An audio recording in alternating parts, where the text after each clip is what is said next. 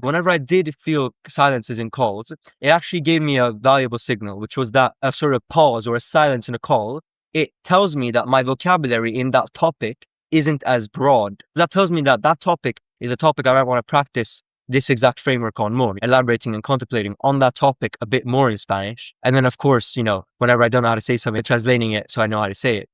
So what happens is, like, you go on calls, you realize, okay, this skateboarding vocabulary, I'm not really good at skateboarding vocabulary. So then what I did was I would practice speaking. I would use the narrative and contemplate exercise on skateboarding. And what happened was the next conversation I had about skateboarding, I knew the words now because I just practiced them. And so you might think, like, why don't you just do like flashcards on that? And the reason is because if you're practicing with flashcards, you're practicing reading those words, not saying them. You'll still freeze in calls because you might not have practiced pronouncing the word, complete sentences, or you might not have practiced giving details on that topic and then contemplating that topic. And so I find, in my experience, it was way more effective to go through it in this framework of speaking and understanding and repeating rather than going through flashcards, it's the same idea of flashcards, except it's not memorization. It pulls away that memorization element and focuses more on mental reps. So now you have the exercise and you know exactly what to practice. Or if you're just starting out, I'd highly recommend checking out the Speedy Spanish cheat sheets, which are all my cheat sheets to help you start learning Spanish with these frameworks. And you'll find it in the first link in the description.